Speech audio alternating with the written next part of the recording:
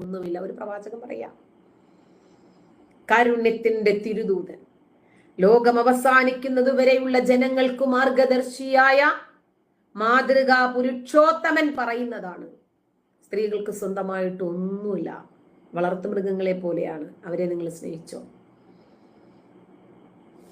ഒരു സ്ത്രീ എങ്ങനെ ഇത്തരം വാചകങ്ങളെ കാണും? വ്യക്തിത്വമുള്ള, ആത്മാഭിമാനമുള്ള ഒരു സ്ത്രീ എങ്ങനെ കാണണമെന്ന് നിങ്ങളങ്ങ് പറ. മുഹമ്മദ് നബിയുടെ മരുമകനും കസിനുമായിരുന്ന 4ാമത്തെ ഖലീഫ, പ്രവാചകൻ മരിച്ച ഏതാനും വർഷങ്ങൾക്ക് ശേഷം